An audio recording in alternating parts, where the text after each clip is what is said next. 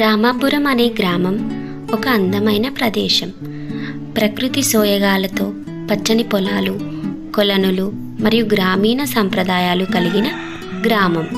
ఆ గ్రామంలో సీత అనే అందమైన అమ్మాయి తన తండ్రితో కలిసి సంతోషంగా జీవిస్తూ సాంప్రదాయాలకు విలువ ఇచ్చే వ్యక్తిత్వాన్ని కలిగి ఉంటుంది.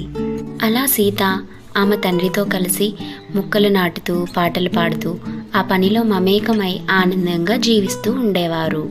సీత శివుని భక్తురాలు. ఎప్పుడూ గుడికి వెళ్ళి శివారాధన చేస్తూ ప్రశాంతంగా జీవిస్తుంది. ఆమె తండ్రి కూడా శివుడిపై అపారమైన భక్తి కలిగి ఉండి ఆమెతో కలిసి గుడికి వెళ్ళేవాడు. అలా ఇద్దరూ భక్తి శ్రద్ధలతో శివనామాన్ని జపిస్తూ జీవనాన్ని కొనసాగిస్తున్నారు. ఒకరోజు సీత తండ్రి సీత వద్ద కూర్చుని ఆమె పెళ్లి సంబంధం గురించి మాట్లాడతాడు. తనకు తెలిసిన మంచి సంబంధం గురించి చెప్పి సీత అభిప్రాయం కోరుతాడు. సీత సంతోషంతో సరేనా అన్న, నాకు ఈ విషయం ఇష్టం అని చెప్తుంది. ఆమె ఆనందాన్ని చూసిన తండ్రి ఎంతో సంతోషిస్తాడు.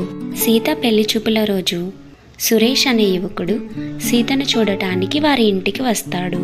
సీత అతన్ని చూసి సిగ్గుతో మౌనంగా ఉంటుంది. సురేష్ కూడా సిగ్గుపడుతూ ఒకరినొకరు చూడటానికి ప్రయత్నిస్తున్నారు. అలా కొన్ని రోజుల తర్వాత సీత మరియు సురేష్ వివాహం ఘనంగా జరుగుతుంది. బంధువులు, మిత్రులు, గ్రామస్తులు అందరూ చేరి పెళ్లి వేడుకను మరింత ఆనందంగా చేస్తారు. అలా సీత తన అత్తింటికి వెళ్ళి ఆనందంగా ఉండే రోజులు గడుస్తాయి. కానీ కొన్ని రోజులకు సీతకు సురేష్ ప్రవర్తనలో మార్పులు కనిపిస్తాయి. అతను ఇంట్లోనే మద్యం సేవిస్తూ ఉండడం సీతకు బాధ కలిగిస్తుంది.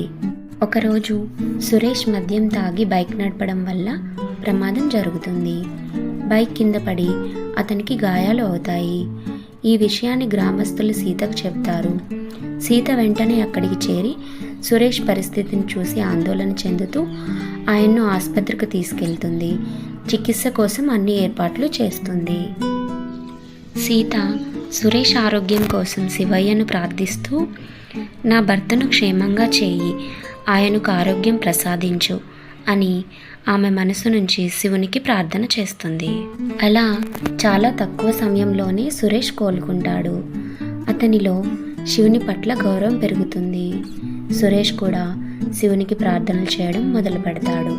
సురేష్ మార్పుకు సీత ఎంతో సంతోషిస్తుంది. మీకు ఈ వీడియో నచ్చినట్లయితే ప్లీజ్ సబ్స్క్రైబ్ టు లేఖ క్రియేషన్ యూట్యూబ్ ఛానల్.